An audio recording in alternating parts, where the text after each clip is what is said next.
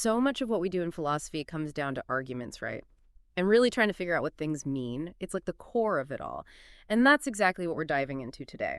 Dialogical logic. Huh. But it's not just some system of logic.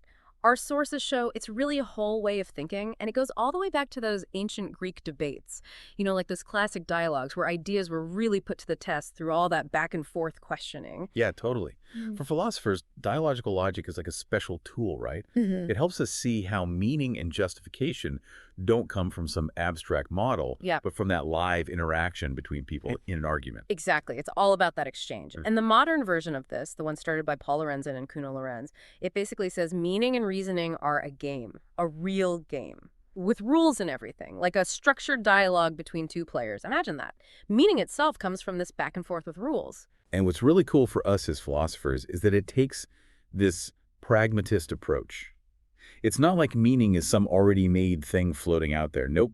It's made right there in the moment through that give and take of reasons in the dialogue. So today we're going to unpack all these big ideas of dialogical logic. We'll look at different versions of it and how it's evolved. But our mission as philosophers is to see what this dialogical approach tells us about some really fundamental stuff. Like, what does it say about the nature of meaning, about justification, about the foundation of all those philosophical questions we love to ponder? How does this focus on dialogue change our understanding of all that? Exactly. It's not just about a different way of writing things down formally. It's a whole different philosophical way of looking at how language, reasoning, and understanding, all of that really works together. Okay, so let's dive in. What's at the heart of dialogical logic? What's that big philosophical shift it's making in how we think about meaning? It's all about moving away from that model theoretic semantics. You know, the one where meaning is all about truth conditions in some abstract structure. Dialogical logic goes for a game theoretic semantics instead. Think of it this way. Instead of truth in some theoretical world, meaning comes from how we actually use logical expressions in a structured argument. So instead of checking if something's true in some model, we're watching a game play out between two players. You've got the proponent who's putting forward a thesis and the opponent who's challenging it. It's argumentation as like the most basic act. Exactly. We've got player P, the proponent, and player O, the opponent.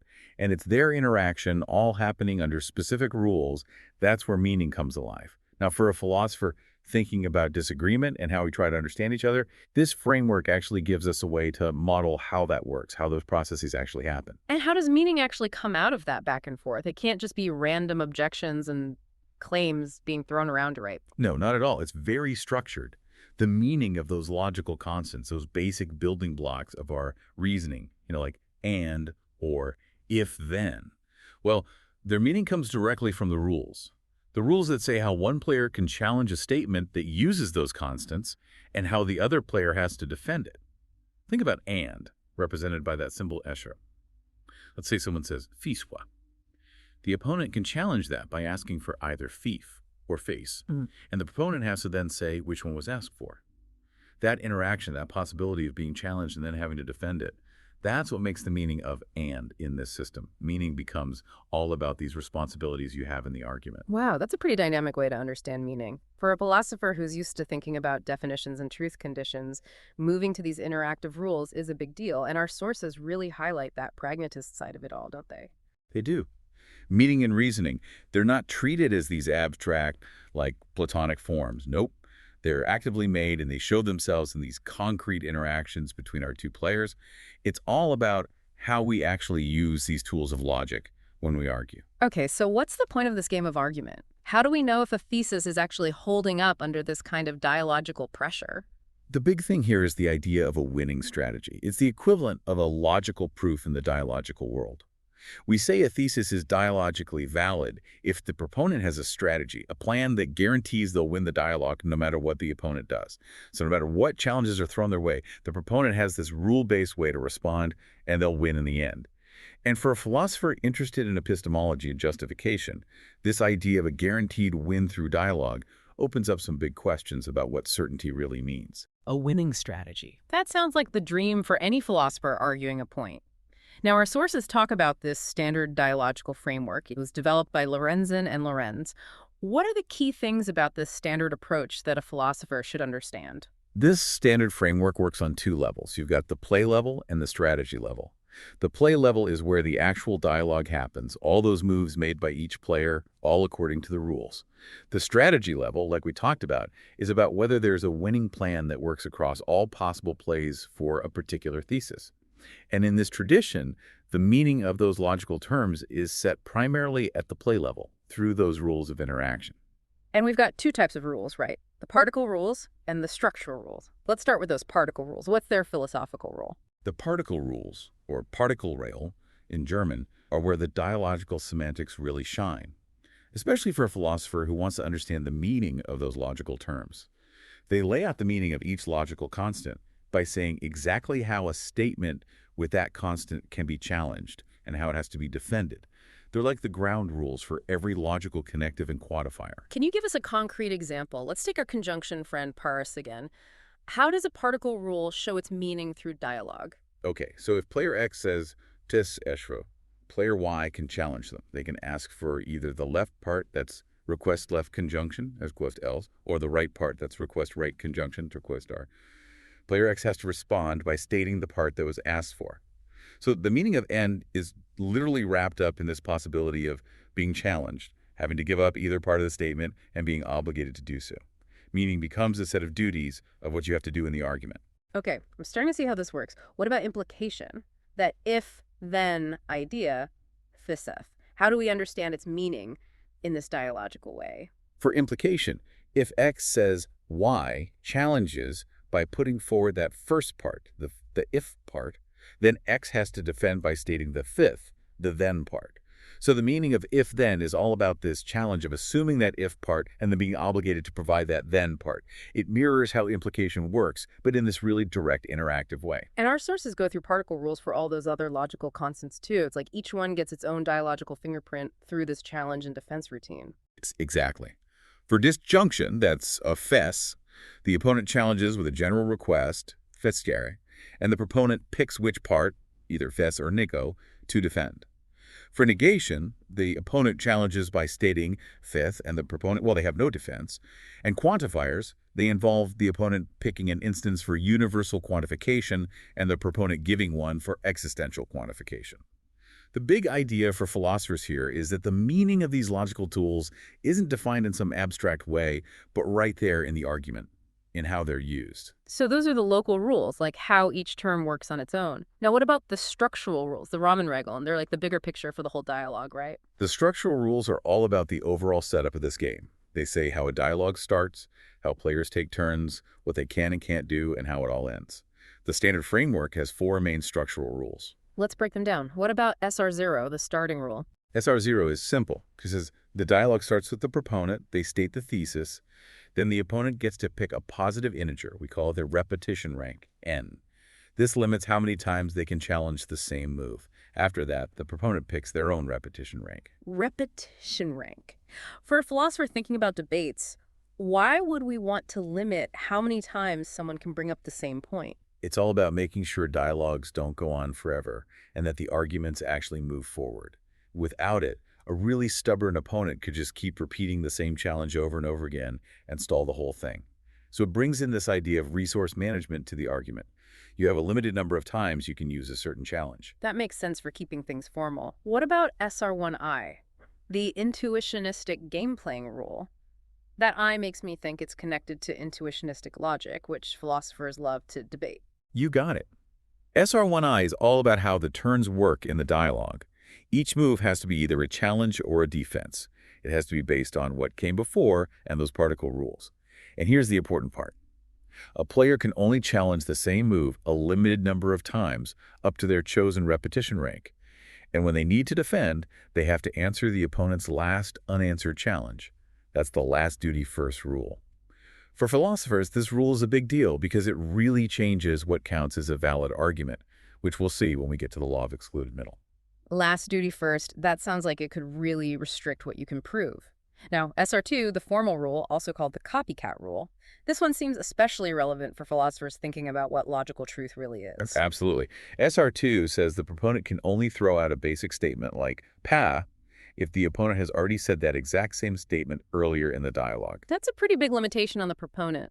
Philosophically, why is that rule there? It's at the heart of how dialogical logic understands analyticity and formality. The proponent's goal is to defend their thesis, right? But they have to do it without bringing in any new factual stuff that they came up with on their own. They have to use only those basic statements that the opponent has either admitted to or used in their challenges. It's trying to capture this idea that logical truths should be provable based only on the structure of the argument and the meaning of the logical terms, not on any external facts that the proponent might throw in that could be controversial. This resonates with those big philosophical questions about the nature of logical necessity. So the proponent is basically trying to win by using only what the opponent has already committed to in terms of basic facts. You got it. Everything the opponent says comes from their challenges to the proponent's thesis. It all traces back to that starting point. This rule wants to formalize the idea that logical validity comes from the internal consistency and structure of the argument itself, from that back and forth. That's a cool way to think about logical validity. And lastly, SR3, the winning rule. How does a dialogue end, and how do we know who wins? SR3 is straightforward. The dialogue is over when it's a player's turn to make a move, but the rules don't allow them to make any legal move. The player who's stuck loses, the other player wins. Nice and simple. Our sources give some helpful examples to show how these rules work in action. That example with pat hai really highlights the formal rule. It does. It's a neat illustration of how the formal rule guides the proponent's moves. When challenged with pa, the proponent says pa hai. Then when the opponent challenges that disjunction, the proponent can only defend by stating pa again. The formal rule is there to make sure they stick to those atomic statements that the opponent has already used. This is how the proponent can successfully defend the implication, and it shows how the formal rule controls the flow of information based on what's been said before. And that second example, cax px pa, that one shows the strategic side of making challenges. Absolutely. The proponent can be clever and challenge the opponent's statement xpx by asking for the specific instance pa. This forces the opponent to say pa in their defense, which then lets the proponent defend their initial implication using the formal rule. This shows how winning in dialogical logic isn't just about reacting. It's about actively shaping the argument through those well-placed challenges. And then we've got that classic example, pa, the law of excluded middle. Now, in the standard intuitionistic framework, the proponent can't actually win with this statement, even though it seems like a basic principle of classical logic. Why is that, from a philosophical perspective? This is where that last duty first rule, the SR1I, really shows its philosophical muscle. So the opponent challenges that initial disjunction, right? The opponent can choose to assert either pa or pa. Let's say they choose pa. Now, the opponent can challenge that with pa. Because of last duty first, the proponent has to address this latest challenge to the negation.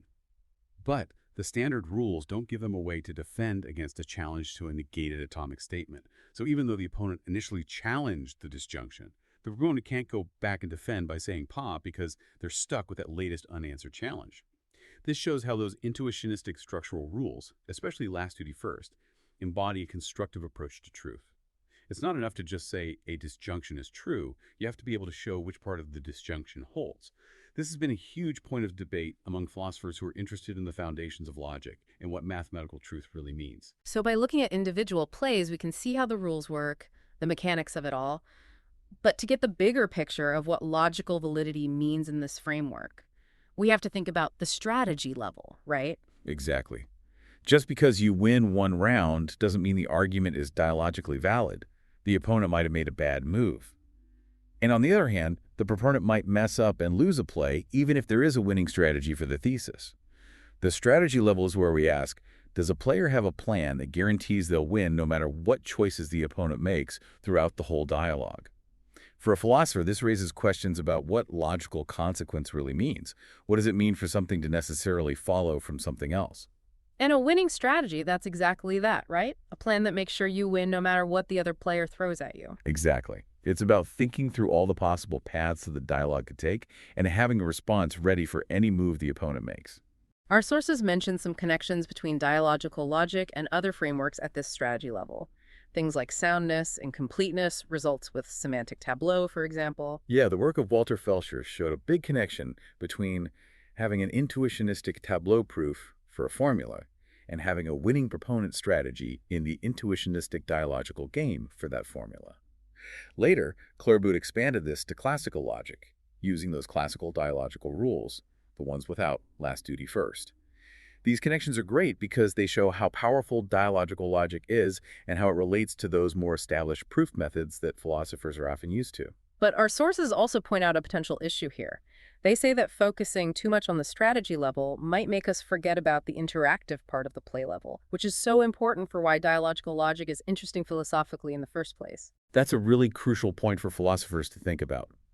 While those connections are important for situating dialogical logic among other logical systems, the process of turning a winning strategy into a tableau proof often loses that back and forth of the dialogue, the challenges, the responses. It reduces it all to this more static structure. But the big idea of dialogical logic is that meaning comes from that interaction. And that can get lost when we only care about whether there's a winning strategy and how it connects to a proof. Let's go back to that formal rule. Our sources emphasize how philosophically important it is for the dialogical take on formality. It's more than just a rule about how to play the game, isn't it? Absolutely. The formal rule lets dialogical logic give an account of basic propositions that comes just from the interaction itself, not from some external model theoretic interpretation for those non-logical terms. Other game theoretic semantics, like Hintikas, for example, they end up relying on model theory to explain the meaning of those basic statements. But dialogical logic, with the formal rule, is trying to be self-contained. It's saying meaning comes from the dialogue itself. This is huge for philosophers who want to understand the foundations of logic and whether a purely formal semantics is even possible. And this takes us back to that ancient Greek idea of grounding claims in what the opponent has already agreed to, like in Plato's Gorgias. Exactly. Lorenzen made that connection himself. The strongest way to support your claim in an argument is to show that the other person has already admitted to it, or that it follows directly from what they've already said. The formal rule makes that happen by making the proponent borrow those atomic statements from the opponent. So formality in this context isn't just about moving symbols around according to rules. It's fundamentally about this constraint on the interaction within the dialogue. That's it. It's about how reasoning happens through this controlled exchange of challenges and defenses. But this is also where one of the main philosophical objections comes up, the content challenge. The critique is that standard dialogical logic doesn't really deal with the content of those basic statements. Those formal dialogues don't have a way to ask for or give reasons for those atomic claims. So some philosophers argue that it's still too formal and doesn't really capture what a real dialogue about meaningful stuff should look like. Which brings us to the idea of dialogical pluralism. Our sources explain how we can adapt this dialogical framework to include all sorts of non-classical logics. How does this adaptability play into those philosophical debates about whether there's one true logic or many? For philosophers, the power of dialogical pluralism is that it gives us this one framework where we can understand and compare different logical systems. By tweaking the structural rules or adding new logical constants with their own particle rules, we can capture how a whole bunch of logics work, including intuitionistic, classical, and various modal logics. The main idea is controlling how information moves between different parts of a dialogue, between those subplays. So the difference between those logics comes down to how they regulate information flow and what moves are allowed in the argument. Exactly. Sometimes we control that flow by changing those structural rules themselves, those global rules of the dialogue. Other times it's those specific particle rules for individual logical operators, those local rules about how to interact with those terms that make the difference. Classical logic is an example of changing those structural rules, right? How are classical dialogical games philosophically different from those intuitionistic ones we've been talking about? Classical logic comes about dialogically by changing that game-playing rule, SR1. The classical version, SR1C, gets rid of that last duty first requirement. Now, players can challenge or defend against any previous move within their repetition rank, not just the most recent one. The particle rules stay the same. Philosophically, getting rid of last duty first means moving away from those constructive principles of intuitionistic logic. It allows for reasoning that doesn't necessarily give you a direct construction or proof for a claim. And even that small change has a big impact, like we saw with the law of excluded middle. Totally. Without last duty first, the proponent can go back to earlier challenges and defenses. This lets them win plays for formulas that are classically valid, like Pachi Pa, but that they couldn't win in the standard intuitionistic framework. It highlights how different basic constraints on how we argue can lead to totally different sets of valid conclusions. That's a central issue in the philosophy of logic. What about modal logic? Philosophers have been debating those ideas of necessity and possibility forever. How does dialogical logic handle those? Modal logics in this framework bring in this idea of different dialogical contexts on top of those standard moves. Think of them as different points of view or possible scenarios that we explore in the dialogue. The particle rules for the modal operators, like for necessity and for possibility, are designed to move us between those dialogical contexts. So if we see in some context, let's call it C, the opponent can challenge by asking the proponent to defend A in a new context, CJ. The rule for usually lets the opponent pick this new context. For it's the proponent who usually gets to choose. This reflects that idea that necessity means being true in all the relevant possibilities, while possibility just needs it to be true in at least one. So the dialogue can branch out into these different sub-dialogues, each exploring a different possible world or scenario. Yes. And those structural rules for modal logic control how those contexts are made and how information, especially those atomic statements, can move between them. A key rule is often about which contexts are available, which is similar to the formal rule in that it can be different for the proponent and opponent. Different modal systems like T, B, S4, S5 are defined by different constraints on this context availability, which mirrors those accessibility relations between possible worlds in standard Kripke semantics. For philosophers, this gives us a totally new way to understand what makes those different modal logics tick, all in terms of how the dialogue works and how we can move between contexts. It's amazing how small tweaks to those rules can create so many different logical systems within this dialogical framework. This dialogical pluralism seems really helpful for understanding the whole landscape of logic. It really is. It gives us this one framework where the differences between logical systems are really about how they regulate arguments and how information flows. Now, our sources talk about variations on the standard framework and ways to respond to some of those philosophical objections we've touched on, like that content challenge, for example. So it seems the standard approach isn't the only game in town. Right. Besides the content challenge, some other critiques say that the standard framework doesn't explicitly state the reasons for why statements are made, and that maybe it's not as fully dialogical as it could be, potentially relying on some unspoken metalogical assumptions.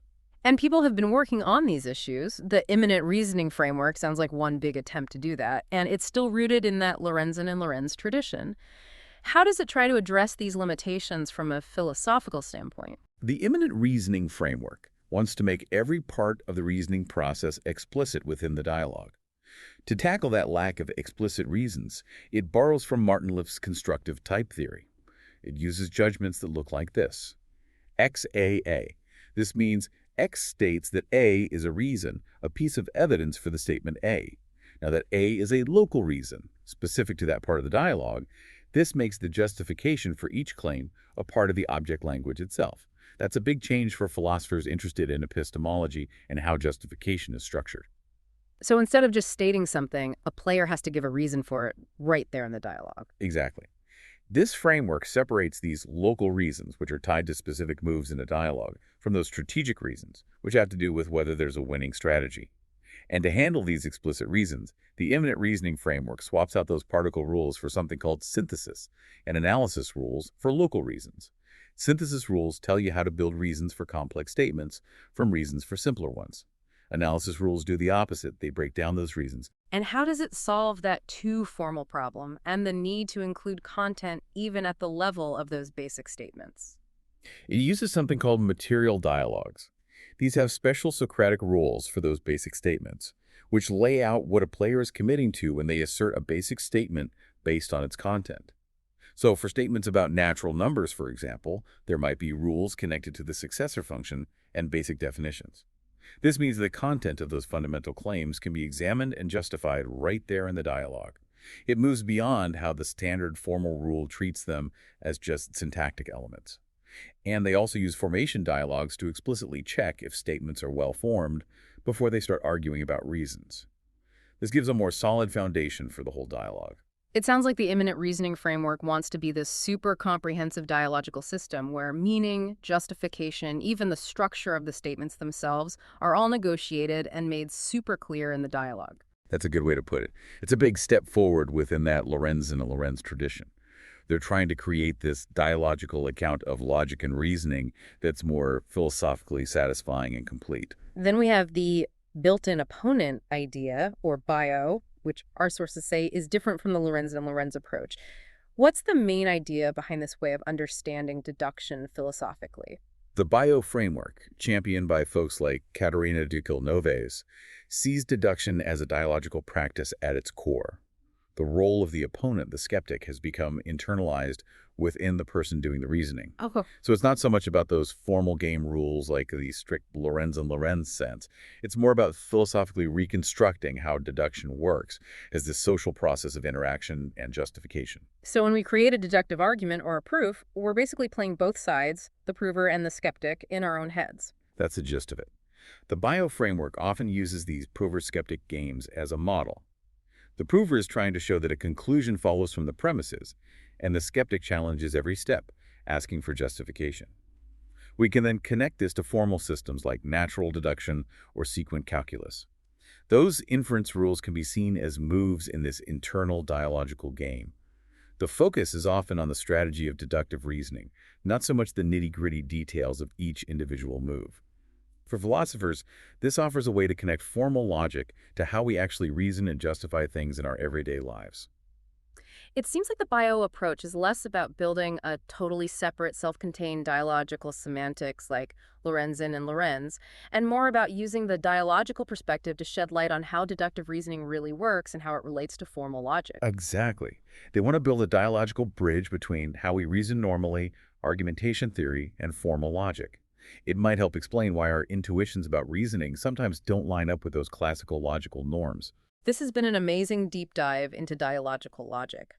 From its roots way back in history to all its different modern versions and all the philosophical debates it sparks, it's clear that this is a rich and dynamic area for philosophers wrestling with big questions about logic, meaning, and arguments. Definitely. It pushes us to stop thinking of logic as just about abstract truth relations.